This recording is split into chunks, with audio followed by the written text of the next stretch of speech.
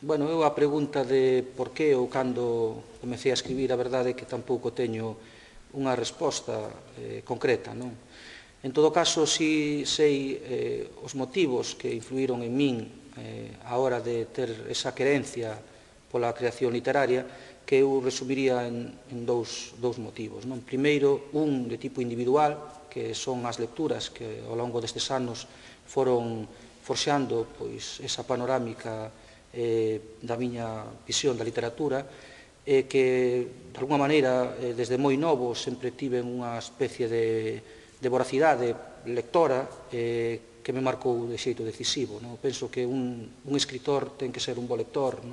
É moi difícil escribir ben se non se teñen certas lecturas que o marcan a un. E aí eu creo que foi fundamental a miña chega aos autores clásicos do noso patrimonio literario, por exemplo, o caso de Cabanillas, de Pondal, de Manuel Antonio, de Celso Emilio Ferreiro, o propio Ferrín, son autores que están moi presentes nesas lecturas, pero non só no sistema literario galego. A min marcaronme moitísimo, sempre o digo, os poetas do 27, da xeración do 27, desde Cernuda, Lorca, Miguel Hernández, o propio Neruda, que eu creo que foron persoas que de alguma maneira están moi presentes tamén na miña propia creación literaria.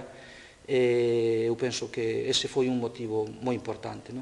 O segundo xa non é un motivo tan individual, porque, de alguma maneira, a escrita e a propia lectura son exercicios de cada un, pero o segundo ten máis que ver co colectivo, aí entran os amigos. Penso que tive a fortuna ao longo da miña vida de coñecer persoas que me marcaron de xeito moi decisivo.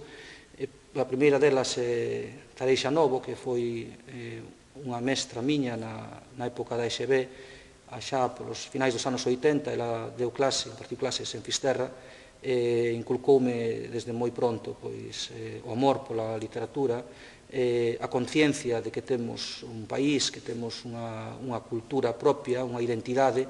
Ela foi, a verdade, que unha persoa moi importante na miña vida. Despois viñeron outras persoas, como Miro Villar ou Rafa Villar, o propio Marcos Valcárcel tamén, que deixaron nas miñas mans certas obras que foron ampliando ese espectro literario do que eu vivín ou que experimentei. Entón, eu penso que eses dous elementos están moi presentes na miña propia produción.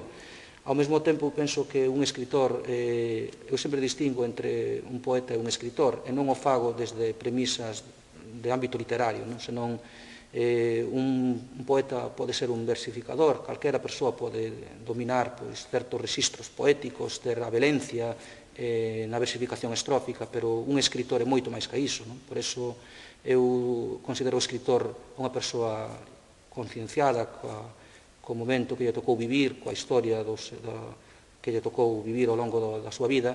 Aí eu creo que, por iso, digo que están tan presentes en min eses autores que citaba anteriormente, o caso de Neruda, de Miguel Hernández, e xa no noso sistema literario, autores como Pondal, como Manuel Antonio, como Celso Emilio Ferreiro, o propio Ferrín.